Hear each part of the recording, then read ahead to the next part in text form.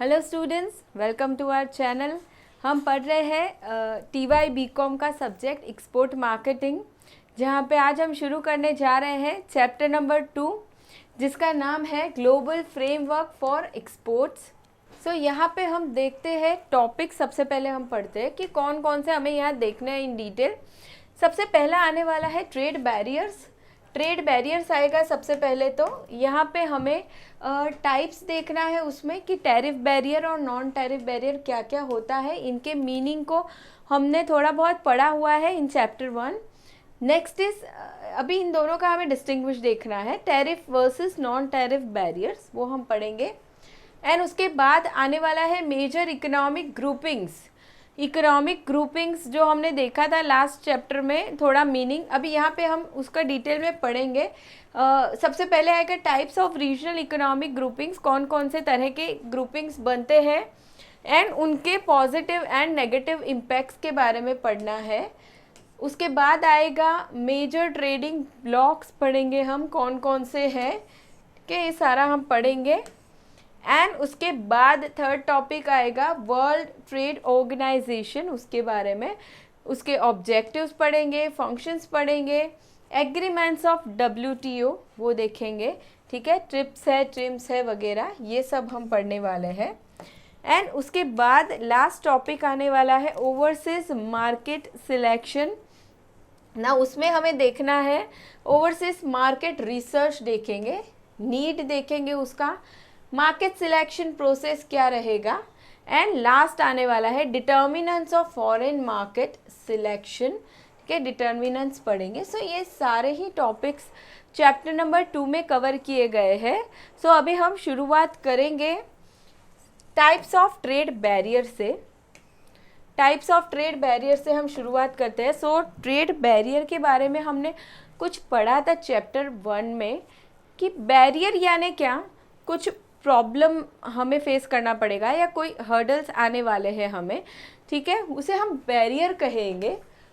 सो यहाँ पे trade barrier की बात है कि भाई एक इंसान है, एक्सपोर्टर है, वो एक्सपोर्ट करना चाहता है, सामने वाली कंट्री इंपोर्ट कर रही है, जो ट्रेडिंग हो रहा है, बाइंग एंड सेलिंग हो रही है, तो वहाँ पे उन्हें क्या क्या बैरियर फेस करने पड़ते हैं, वो बैरियर हम यहाँ पे पढ़ेंगे।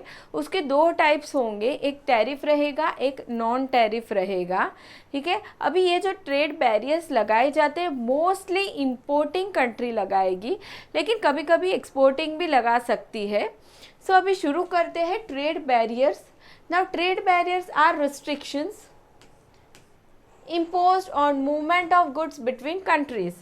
Now trade barriers are imposed not only on import but also on exports, ठीक है। एक्सपोर्ट पे भी बैरियर्स लग सकते हैं, ज़रूरी नहीं है इंपोर्ट के समय ही लगाए जाए, सिर्फ इंपोर्टिंग कंट्री लगाए ऐसा ज़रूरी नहीं है। अब ये बैरियर्स क्यों लगाए जाते हैं, तो उसके काफ़ी सारे रीजंस हैं जिसकी वजह से ये ट्रेड बैरियर्स लगाए जाते हैं, ठीक है।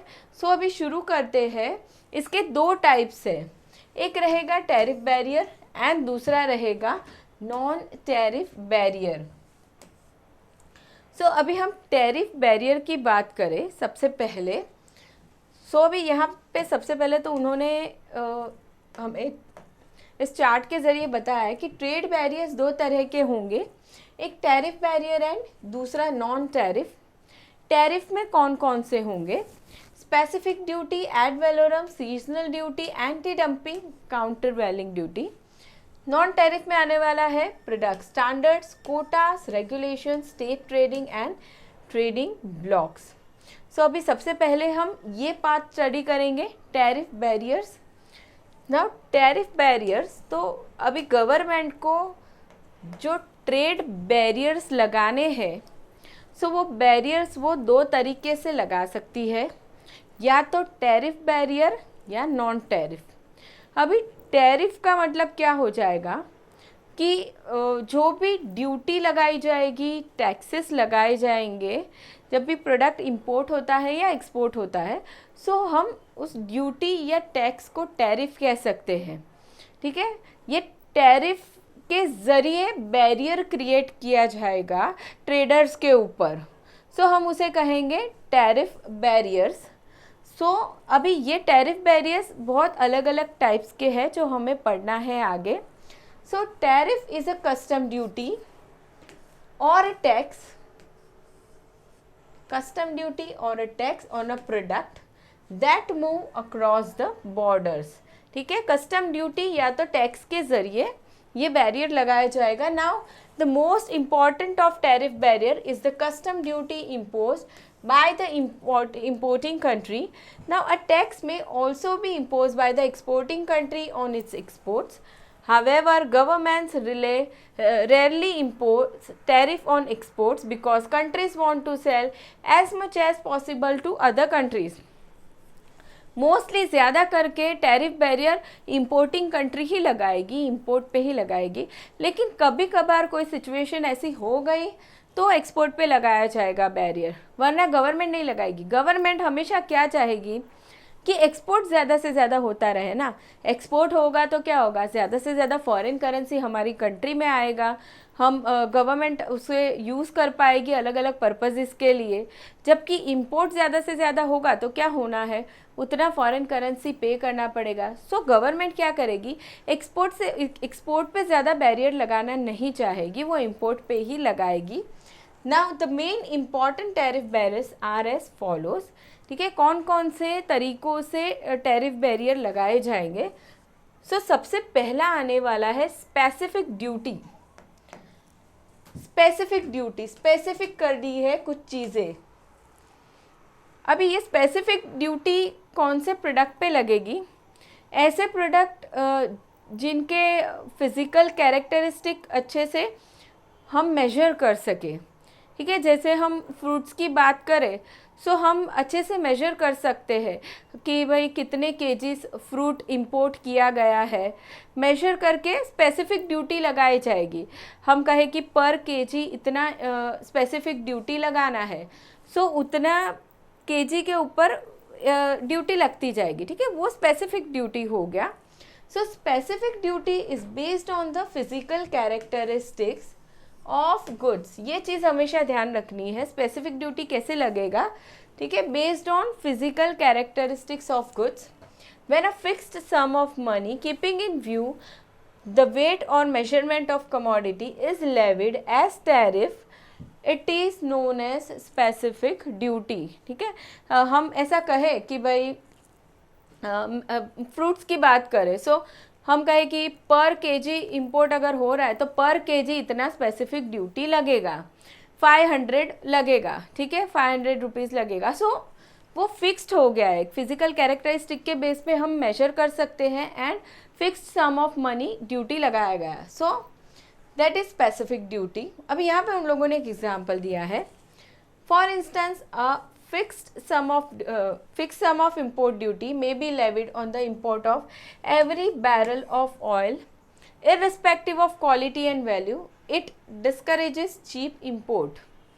ठीक है, यहाँ पे क्या उन लोगों ने एग्जाम्पल दिया है कि एवरी बैरल ऑफ ऑयल पे स्पेसिफिक ड्यूटी लगाया जाएगा irrespective of quality and value. उसकी क्वालिटी क्या है, वैल्यू क्या है, वो सब देखना ही नहीं है. फिजिकल कैरेक्टरिस्टिक्स हमने देखे and every barrel of oil पे ड्यूटी लगती गई. ये हो गया specific duty. Specific duties are easy to administer as they do not involve problem of determining the value of imported goods. Value of imported goods देखने की ज़्यादा मगजमारी करने की ज़रूरत ही नहीं है.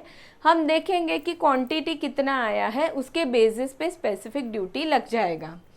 ये बात हो गई स्पेसिफिक ड्यूटीज़ की. Now next is add valorem duty. Ad valorem duty ये लगेगी on the basis of value. यहाँ पे प्रोडक्ट की वैल्यू को देख के उसके ऊपर ड्यूटी लगाया जाएगा. यहाँ पे प्रोडक्ट के फिजिकल कैरेक्टरिस्टिक को नहीं देखा जाएगा, वैल्यू देख के ड्यूटी लगेगी. The word ad valorem comes from Latin which means according to value. Therefore, ad valorem duties are imposed according to value when a fixed percentage of value. अभी ये कैसे लगेगा, देखो, fixed percentage of value of a commodity is added as a tariff. It is known as ad valorem duty. It ignores the consideration of weight, size और volume of commodity. जैसे previous हमने specific में कैसे देखा कि physical characteristics देखे जाते हैं कि चलो पर केजी फ्रूट है तो पर केजी के ऊपर इतना ड्यूटी लगेगा, फिक्स्ड हो गया। अभी यहाँ पे वैसे नहीं है, वैल्यू देखा जाएगा, प्रोडक्ट का वैल्यू क्या है एंड उसके ऊपर फिक्स परसेंटेज लगेगा duty. Now the imposition of ad valorem duty is more justified in case of those goods whose value cannot be determined on the basis of their physical and chemical characteristics। अभी जैसे हमने fruit की बात की, सो उसे हम major कर सकते हैं, सो उस पर हमने स्पेसिफिक ड्यूटी हम लगा सकते हैं। लेकिन यहाँ पे हम बात करें तो यहाँ पे कौन से प्रोडक्ट आने वाले हैं जिसको हम फिजिकली मेजर नहीं कर सकते, ठीक है, जहाँ पे हम यहाँ पे हमें वैल्यू देखना होगा। यहाँ पे एग्जांपल दिया गया है कि such as costly works of art, rare manuscripts etcetera, ठीक है। अभी ये वर्क ऑफ आर्ट है तो वहाँ पे हम उसका वज़न नहीं देखने जाएंगे कि उसका वज़न क्या है, नहीं, वहाँ पे हमें उसकी वैल्यू देखनी है कि वैल्यू कितनी है और उसके ऊपर फिक्स परसेंटेज ऑफ ड्यूटी लग जाएगा। सो ये हो गया हमारा add valorem duty. Now next is combined और कंपाउंड ड्यूटी। कंबाइंड और कंपाउंड ड्यूटी, अभी ये दोनों का मिक्स है। ऊपर जो हमने देखा specific duty and ad valorem duty, यहाँ पे दोनों को मिक्स किया गया है। It is a combination of specific duty and ad valorem duty on a single product. For instance there can be combined duty when 10% of value ad valorem and ₹1 on every meter of cloth is charged as duty। ठीक है, दोनों तरीके से हमने duty लगाई। यहाँ पे value के ऊपर 10% लगा दी एंड ₹1 ऑन एवरी मीटर, ठीक है, मतलब कि फिजिकल कैरेक्टरिस्टिक्स देख के भी हम लगा रहे हैं टैरिफ एंड दूसरा हम क्या कर रहे हैं, उसकी वैल्यू देख के भी हम उसके ऊपर टैरिफ लगा रहे हैं, ठीक है। सो ये हो गया हमारा कंबाइंड और कंपाउंड ड्यूटी। जो ऊपर के जो दो हमने ड्यूटी देखे दोनों का कॉम्बिनेशन है, ठीक है। Now next one is sliding scale और सीजनल ड्यूटी। स्लाइडिंग स्केल और सीजनल ड्यूटी, अभी ये कौन से प्रोडक्ट्स पे लगेगा, ऐसे प्रोडक्ट्स जो मोस्टली सीजनल है। जैसे हम फ्रूट्स की ही बात करें, ठीक है, मैंगोज़ की बात करें, सो सीजनल प्रोडक्ट है वो, ठीक है, तो उस पे इस यहाँ पे सीजनल ड्यूटी लग सकता है या हम कहें स्लाइडिंग स्केल ड्यूटी लग सकता है।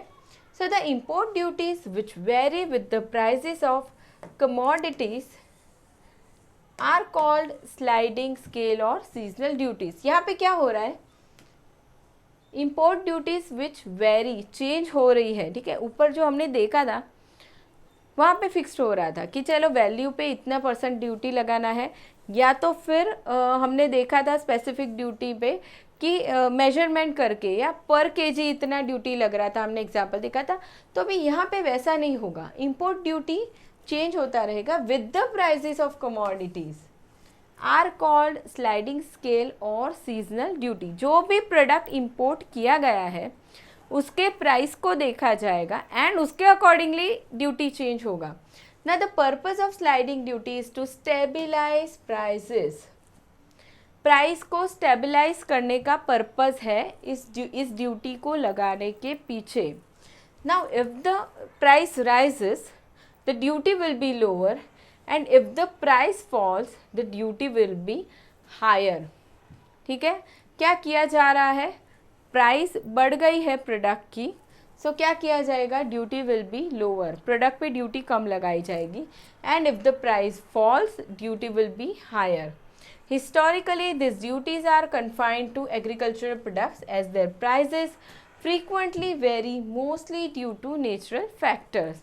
ठीक है, ज़्यादा करके इस ड्यूटी के अंडर एग्रीकल्चरल प्रोडक्ट्स ही आते हैं। सो ये हो गया हमारा seasonal duty. Now next one is countervailing duty. Countervailing duty, अभी देखिए कुछ कंट्रीज क्या करती है, कोई भी कंट्री हो वो चाहेगी कि उसके कंट्री का एक्सपोर्ट हमेशा बढ़ता रहे, ठीक है, कंट्रीज़ यही चाहेगी।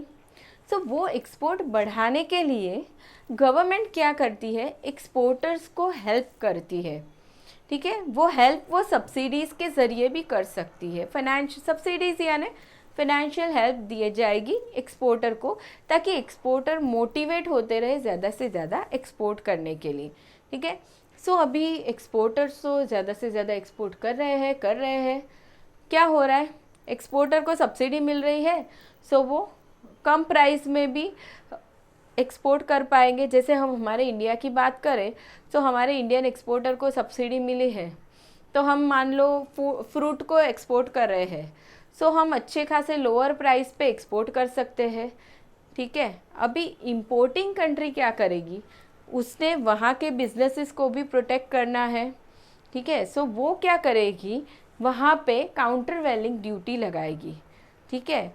काउंटर वैलिंग ड्यूटी लगाएगी, क्यों लगाएगी, हमें जो सब्सिडी मिल रही थी उसका इफ़ेक्ट हटाएगी वो उस ड्यूटी को लगा के, ताकि उस प्रोडक्ट के प्राइस वहाँ पे हाई हो जाए। इंपोर्ट जहाँ पे हुआ है वहाँ पे प्राइसेस हाई हो जाए हमारे प्रोडक्ट के। So it is imposed on certain imports which are subsidized by the exporting countries. As a result of government subsidy, imports become cheaper than domestic goods. To nullify the effects of subsidy, this duty is imposed in addition to normal duties. Let's say for example, हमारी country का कोई exporter है, fruits export कर रहा है, US में कर रहा है, हमें तो यहाँ पे सब्सिडी मिल गई, हम तो लोअर प्राइस पे करेंगे वहाँ पे एक्सपोर्ट, ठीक है। वहाँ पे क्या हो गया, अगर कम प्राइस पे गुड्स बिकने लगा जो उन लोगों ने इंपोर्ट किया है, तो वहाँ के डोमेस्टिक जो बिजनेसेस चल रहे हैं, फिर वो तो कोई लेगा ही नहीं ना वहाँ से प्रोडक्ट, तो वहाँ की गवर्नमेंट क्या करेगी, काउंटर वैलिंग ड्यूटी लगा देगी, ठीक है, हमारे प्रोडक्ट्स पे, ताकि हमारे प्रोडक्ट के भी भाव वहाँ पे बढ़ जाए, ठीक है, इंपोर्ट करना वहाँ पे कॉस्टली हो जाए। सो क्या होगा, उनके डोमेस्टिक बिजनेस वहाँ पे प्रोटेक्ट हो जाएंगे। सो ये हो गया countervailing duty. Now next one is revenue tariff. Revenue tariff, ठीक है, रेवेन्यू यानी क्या, इनकम। अभी ये रेवेन्यू टैरिफ कौन लगाएगा, गवर्नमेंट ही लगाएगी। रेवेन्यू इनकम अर्न करने के पर्पज़ से गवर्नमेंट को रेवेन्यू चाहिए, हमेशा ये नहीं लगेगा रेवेन्यू टैरिफ, जब भी गवर्नमेंट को ज़रूरत है उस समय रेवेन्यू टैरिफ लगाया जाएगा। So tariff which is designed to provide mainly revenue to the government is called revenue tariff, ठीक है। गवर्नमेंट को रेवेन्यू चाहिए, ज़रूरत है, उस समय रेवेन्यू टैरिफ लगाया जाएगा। Now generally a tariff is imposed with a view of earning revenue by imposing duty on consumer goods, particularly on luxury goods whose demand from rich is inelastic. Inelastic यानी कि fix demand है। कैसे product पे government ये revenue tariff लगाएगी, ऐसे product जो rich class people use कर रहे हैं और जिसकी डिमांड इनइलास्टिक है। अभी हम कहें कि कुछ ऐसे मोबाइल्स हैं या व्हीकल्स है जिनकी डिमांड वो लोग करने ही वाले हैं, ठीक है, ये जो रिच क्लास पीपल है वो उसे यूज़ करने ही वाले हैं, उतने प्रोडक्ट तो इंपोर्ट होते ही हैं हमारी कंट्री में। सो वैसे प्रोडक्ट पे रेवेन्यू टैरिफ लगाया जाएगा। सो क्या हो रहा है, यहाँ पे गवर्नमेंट की इनकम हो रही है, ठीक है। सो ये हो गया revenue tariff. Now next one is anti dumping duty. Anti dumping duty, अब ये एंटी डंपिंग ड्यूटी क्या है कि हम कहें, अभी वही फ्रूट वाला एग्जांपल हम कंटिन्यू करते हैं। सो हमारी कंट्री का एक्सपोर्टर है, फ्रूट्स एक्सपोर्ट कर रहा है, मान लो अभी वो एक्सपोर्ट वो बहुत कम प्राइस में कर रहा है, बहुत कम प्राइस में एक्सपोर्ट कर रहा है, ठीक है। सो इंपोर्टिंग कंट्री के लिए तो बहुत चीप प्राइस में वो प्रोडक्ट मिल रहा है उसे। सो वहाँ पे क्या होगा, डोमेस्टिक बिजनेसेस अफेक्ट हो जाएंगे। सो इसीलिए अभी वहाँ की गवर्नमेंट क्या करेगी, एंटी डंपिंग ड्यूटी लगा देगी हमारे प्रोडक्ट पे। हमारे प्रोडक्ट पे एंटी डंपिंग ड्यूटी लग गई, सो प्रोडक्ट महंगा हो गया उनकी कंट्री में, सो डोमेस्टिक बिजनेस वहाँ पे प्रोटेक्ट हो जाएंगे, ठीक है। ऐसा नहीं होगा कि सारे ही कस्टमर्स फिर इंपोर्ट किया हुआ प्रोडक्ट यूज़ कर रहे हैं, डोमेस्टिक लेवल पे भी वहाँ पे बाइंग होता रहेगा। सो इसी पर्पज़ से एंटी डंपिंग ड्यूटी लगाया जाता है। Now at times exporters attempt to capture foreign market by selling goods at rock bottom prices. Such practice is called dumping. As a result of dumping, domestic industries find it difficult to compete with imported goods. जैसे हम China products की बात करें, so क्या होगा, वो product हमें कम rate पे मिल जाते हैं, ठीक है, कंपेयर टू डोमेस्टिक प्रोडक्ट। सो लोग क्या करेंगे, उसे ही खरीदना चाहेंगे। सो डोमेस्टिक इंडस्ट्रीज अफेक्ट हो रही है, तो भाई डोमेस्टिक बिजनेसेस को बचाने के लिए गवर्नमेंट क्या करेगी, एंटी डंपिंग ड्यूटी लगाएगी। डंपिंग किसे कहेंगे कि कम प्राइस में एक्सपोर्टर एक्सपोर्ट करके मार्केट कवर करना चाहते हैं, उसे हम डंपिंग कहेंगे। तो ये चीज़ गवर्नमेंट रोकना चाहेगी, सो वो क्या करेगी, एंटी डंपिंग ड्यूटी लगाएगी। सो ये हो गया anti dumping duty. Now next one is protective tariff. Protective tariff. In order to protect domestic industries from stiff competition of imported goods, protective tariff is levied on the imports. ठीक है, हमारी country की हम बात करें, सो अभी हम कोई भी प्रोडक्ट ले ले, ठीक है, टेक्सटाइल प्रोडक्ट ले ले या लेदर प्रोडक्ट है या व्हीकल्स है, या तो वो सारे प्रोडक्ट में अगर ऐसे हो रहा है कि मार्केट में इंपोर्टेड गुड्स ही ज़्यादा चल रहे हैं, तो डोमेस्टिक प्रोडक्ट तो कोई ख़रीदेगा ही नहीं, वो इंडस्ट्रीज़ धीरे धीरे बंद हो जाएगी क्योंकि उनका माल बिक नहीं रहा है, वो लॉस में जा रहे हैं। तो गवर्नमेंट क्या करेगी, डोमेस्टिक बिजनेसेस को बचाने के लिए प्रोटेक्टिव टैरिफ लगा देगी, ठीक है। जो प्रोडक्ट्स इंपोर्ट हो रहे हैं उसके ऊपर प्रोटेक्टिव टैरिफ लग जाएगा ताकि वो प्रोडक्ट्स महंगे हो जाएंगे मार्केट में। सो हमारी डोमेस्टिक बिजनेसेस इंपोर्टेड प्रोडक्ट्स के साथ कॉम्पीट कर पाएंगे। Normally a very high duty is imposed so as to either discourage imports और to make the imports more expensive as that of domestic products, ठीक है। सो यहाँ पे हमने देखा what is tariff barriers. Tariff barriers के ज़रिए कैसे गवर्नमेंट प्रोटेक्ट करती है डोमेस्टिक इंडस्ट्रीज़ को, ठीक है। अभी नेक्स्ट हम बात करने वाले हैं नॉन टैरिफ बैरियर्स की। नॉन टैरिफ बैरियर्स यानी कि टैरिफ बैरियर्स में क्या हो रहा था, ड्यूटी या टैक्सेस लगा के बैरियर्स क्रिएट किए जा रहे थे। अभी यहाँ पे ड्यूटीज़ या टैक्सेस नहीं लगाना है, अदर देन दैट कुछ और किया जाएगा। कोटाज रखे जाएंगे, प्रोडक्ट के स्टैंडर्ड सेट किए जाएंगे, ठीक है। इंपोर्टिंग कंट्री ये सारी चीज़ें करेगी ताकि वो इंपोर्ट को कुछ हद तक रोक सके, ठीक है, स्टॉप कर सके। सो यहाँ पे आएगा non tariff barriers.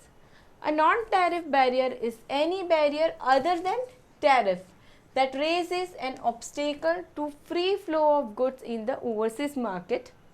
Non-tariff barriers do not affect the price of the imported goods, but only the quantity of imports. Some of the important non-tariff barriers are as follows, ठीक है।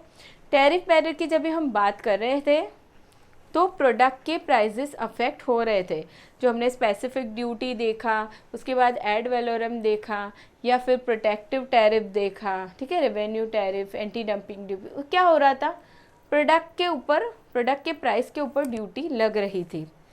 सो प्रोडक्ट की price change हो रही थी। अभी यहाँ पे क्या होगा, प्रोडक्ट के प्राइस से इससे कोई लेना देना नहीं है, ठीक है। उसके सिवाय नॉन टैरिफ बैरियर क्रिएट करके इंपोर्ट को कंट्रोल किया जाएगा। सो नाउ सबसे पहला है quota system. Quota system adopt करेगी गवर्नमेंट, ठीक है। क्या होगा, इंपोर्टिंग कंट्री कोटास डिसाइड कर लेगी कि भाई इतना ही इंपोर्ट होना चाहिए पर्टिकुलर प्रोडक्ट का हमारे कंट्री में, उस तरीके से कोटास डिसाइड किए जाएंगे। सो ये है quota system. Under this system a country में फिक्स इन एडवांस, पहले से ही डिसाइड कर लेगी। ऑफ कोर्स पहले से ही डिसाइड करना पड़ेगा, बाद में तो हम नहीं सोच सकते इंपोर्ट होने के बाद कि इतना इंपोर्ट करना चाहिए था, एडवांस में ही डिसाइड किया जाएगा। The limit of the import quantity of a commodity that would be permitted for import from various countries during a given period. ठीक है, जैसे हम कहें कि हम ज्वेलरी की बात करें तो कंट्री पहले से ही डिसाइड कर लेगी कि भाई इतना ही ज्वेलरी इतने पीरियड के लिए हमारी कंट्री में इंपोर्ट होना चाहिए, पहले से ही सोच लिया। The quota system can be divided into following categories. अभी इस कोटा सिस्टम को 4 कैटेगरी में डिवाइड किया गया है। सबसे पहला आता है टैरिफ कस्टम कोटा, उसके बाद है हमारा unilateral quota, bilateral quota and multilateral quota. ठीक है, सो ये 4 टाइप्स देखते हैं। सबसे पहला है टैरिफ और कस्टम्स कोटा। यहाँ पे क्या होना है, certain specified quantity of imports is allowed at duty free और at a reduce rate of import duty. Additional imports beyond the specified quantity are permitted only at increased rate of duty। कि यहाँ पे क्या कर रहे हैं हम, कुछ जो लिमिट हमने डिसाइड की थी कि भाई इतना क्वांटिटी इंपोर्ट होगा यहाँ तक, वो विदाउट ड्यूटी होगा या फिर रिड्यूस रेट। मान लो हमने 5% लगाया है तो हम डिसाइड करेंगे कि इतनी क्वांटिटी 5% के रेट 5% ड्यूटी लगेगी इतने क्वांटिटी पे। ठीक है, उसके बियॉन्ड अगर तुम करना चाहते हो इंपोर्ट तो तुम्हें ज़्यादा ड्यूटी पे करना पड़ेगा, लेट्स से 10% या 50% हाई ड्यूटी पे करके इंपोर्ट करना पड़ेगा। तो यहाँ पे हमने एक लिमिट डिसाइड कर लिया, सो उसे हम कहेंगे टैरिफ और customs quota. Now next is unilateral quota. What is unilateral Kota?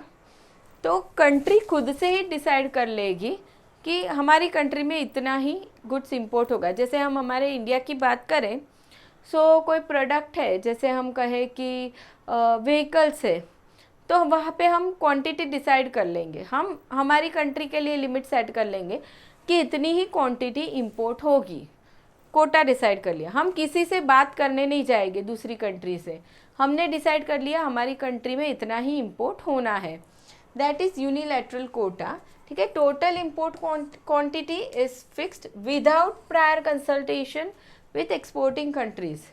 कहाँ से एक्सपोर्ट हो रहा है हमारी कंट्री में वो हम नहीं देखेंगे, किसी से हम बात नहीं करेंगे, हमने ही डिसाइड कर लिया। Now next is bilateral quota. अभी यहाँ पे क्या होगा, इंपोर्टिंग कंट्री एक्सपोर्टिंग कंट्री से बात करके फिर कोटा डिसाइड करेगी, bilateral quota. In this case quotas are fixed after negotiation.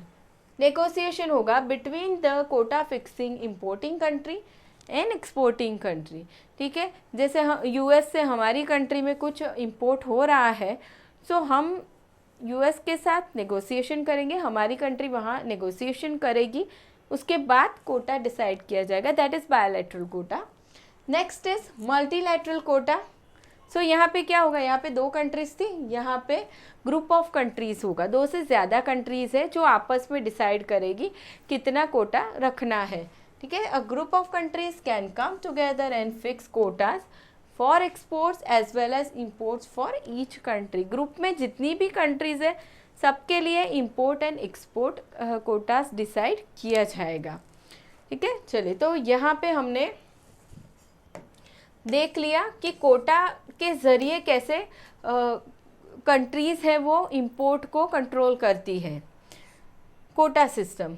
Now next one is non tariff barrier के अंदर सेकेंड इज़ प्रोडक्ट स्टैंडर्ड्स।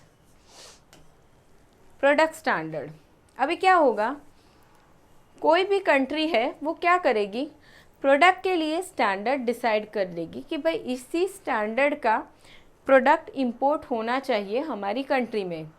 अगर प्रोडक्ट हमारे स्टैंडर्ड से मैच नहीं कर रहा है तो हम प्रोडक्ट को रिजेक्ट कर देंगे। ठीक है, जैसे हम टेलीविज़न की बात करें, सो हम कहें कि हमारी कंट्री कहीं हम कहें कि जर्मनी में या यूएस में कहीं पे टेलीविज़न एक्सपोर्ट कर रही है। अब क्या होगा, वहाँ पे प्रोडक्ट का स्टैंडर्ड डिसाइड किया हुआ है। सो उस स्टैंडर्ड से हमारे प्रोडक्ट की क्वालिटी मैच नहीं हो रही है तो हमारा प्रोडक्ट रिजेक्ट हो जाएगा, ठीक है, हम वहाँ पे एक्सपोर्ट नहीं कर सकते। तो ये प्रोडक्ट स्टैंडर्ड लगा के भी कंट्रीज़ क्या कर सकती है, इंपोर्ट को कंट्रोल कर सकती है।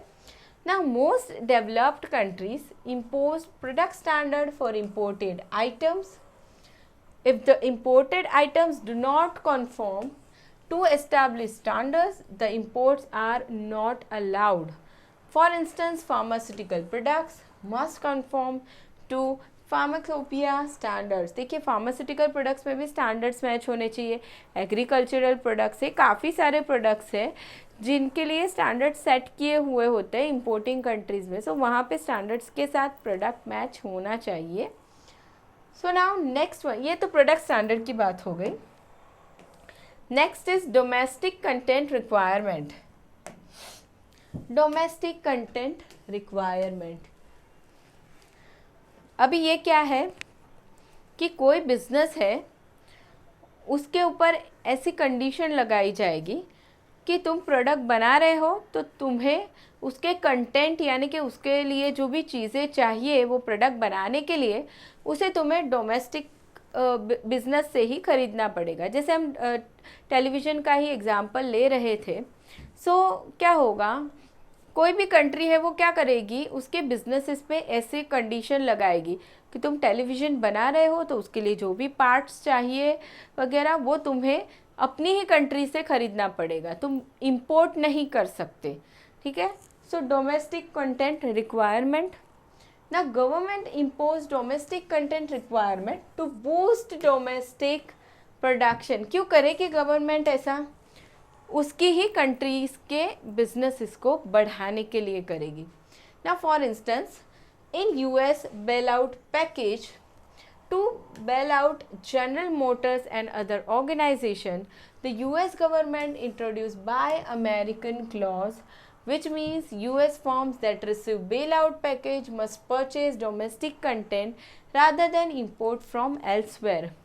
ये जो बेल आउट पैकेज है वो हमने लास्ट चैप्टर नंबर 1 में पढ़ा था कि यूएस में जब रिसेशन टाइम आया था तो वहाँ से बाहर निकलने के लिए गवर्नमेंट ने काफ़ी सारे इनिशिएटिव्स लिए थे। तो उसमें ये एक था बेल आउट पैकेज कि जो बिजनेसेस ये बेल आउट पैकेज लेते हैं तो उस बेनिफिट लेते हैं इसका, तो उसके अंदर एक क्लॉज रखा गया था, बाय अमेरिकन क्लॉज।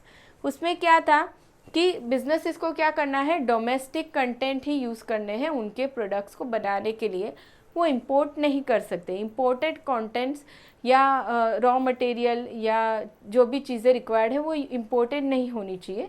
सो ये हो गया डोमेस्टिक कंटेंट रिक्वायरमेंट क्लॉज, इसके ज़रिए भी इंपोर्ट को कंट्रोल किया जाएगा। Now next one is product labelling. Product labelling, what is product labelling? Product के ऊपर प्रोडक्ट का नाम लिखा रहता है, मैन्युफैक्चरर का नाम, कहाँ पे बना है, सारी ही डिटेल होती है, प्रोडक्ट लेबलिंग हम कहेंगे। अभी कोई कोई कंट्रीज़ क्या करती है, स्पेसिफिक रिक्वायरमेंट रखती है प्रोडक्ट लेबलिंग के लिए। सो ये चीज़ भी कुछ हद तक इंपोर्ट को कंट्रोल कर सकती है। Certain Nations insist on specific labelling of the products. For instance, the European Union insists on product labeling in major languages spoken in European Union. अभी यहाँ पे जो यूरोपियन यूनियन है उन्होंने क्या कहा, हमारी कंट्रीज़ में आपको एक्सपोर्ट करना है तो लेबलिंग के लिए एक कंडीशन है। क्या कंडीशन के है कि हमारे यहाँ पे जो मेजर लैंग्वेजेस बोली जाती है, ठीक है, जैसे ग्रीक है, स्पेनिश है, इंग्लिश है, काफ़ी सारी बहुत सारी लैंग्वेजेस है जो मेजर लैंग्वेजेस है, उसमें आपको प्रोडक्ट लेबलिंग करना होगा, ये कंडीशन रखी गई। So such formalities create problem for the exporter. तभी यहाँ के जो एक्सपोर्टर्स है तो वो कहीं ना कहीं डिमोटिवेट हो जाए कि जहाँ जाने दो, वहाँ पे एक्सपोर्ट नहीं करना है, ठीक है। Now next is packaging requirement. Labelling requirement थी, वैसे ही पैकेजिंग रिक्वायरमेंट भी हो सकती है। स्पेसिफिक इंपोर्टिंग कंट्री बोलेगी कि भाई हमें प्रोडक्ट का पैकेजिंग इस तरीके से ही चाहिए, पर्टिकुलरली स्पेसिफिकली वो लोग बताएंगे वैसे ही। सो वो चीज़ भी एक्सपोर्टर्स को डिमोटिवेट करती है. Now certain nations insist on particular type of packaging materials. For instance, European Union insists on a recyclable packaging material, otherwise the imported goods may be rejected. उन लोगों ने क्या बोला है कि रिसाइक्लेबल पैकेजिंग मटेरियल ही होना चाहिए, नहीं तो आपका गुड्स रिजेक्ट हो जाएगा.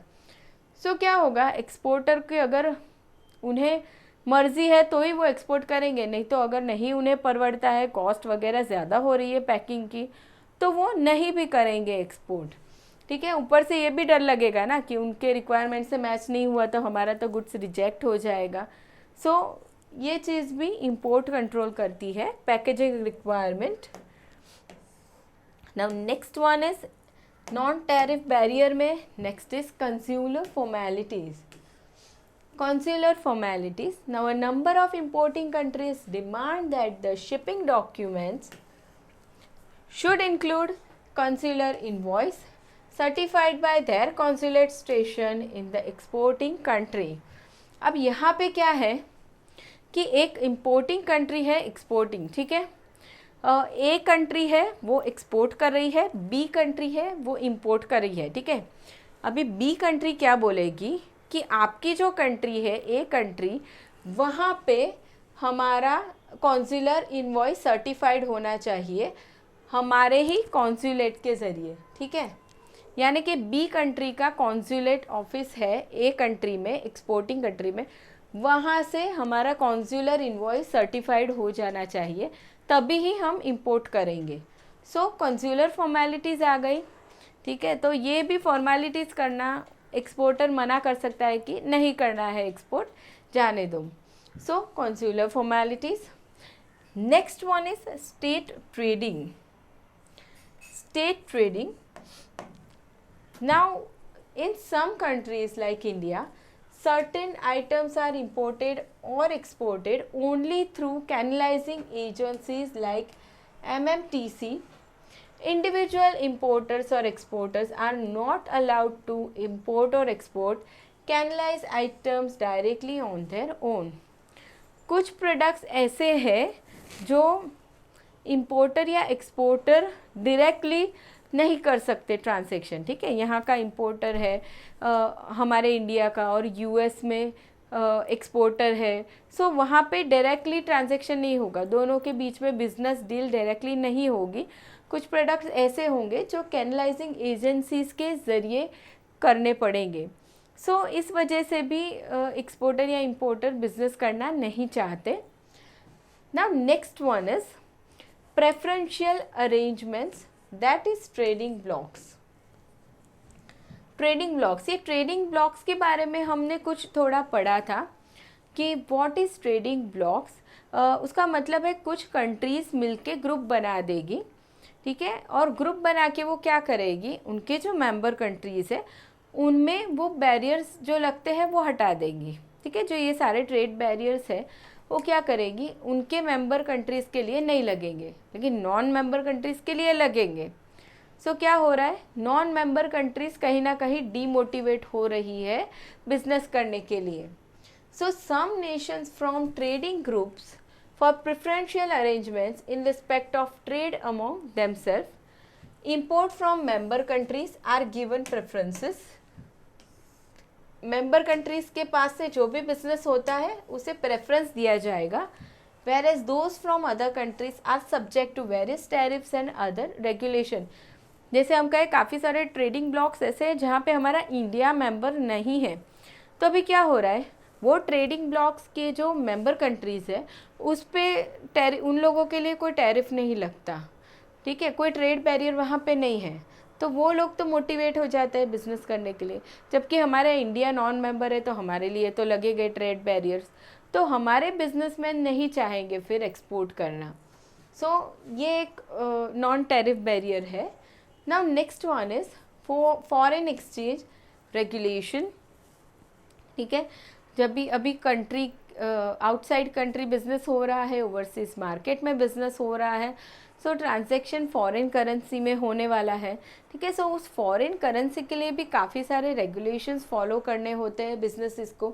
So the importer has to ensure that the adequate foreign exchange is available for import of goods by obtaining a clearance from exchange control authorities prior to the concluding of contract with the supplier. ठीक है. और भी एक चीज़ हमने देखी थी कि exporter को भी डिक्लेरेशन देना पड़ता है आरबीआई को कि वो जो भी एक्सपोर्ट कर रहा है उसके पैसे उसका sale proceed with in 180 days आ जाएगा. सो ये भी काफ़ी सारे रेगुलेशंस हैं जो एक्सपोर्टर्स को क्या करते हैं, डीमोटिवेट करते हैं थोड़ा. Now next is non tariff barriers, other non tariff barriers. Now there are a number of other non-tariff barriers such as health and safety measures, regulations, technical formalities, environmental regulation, embargoes, etc.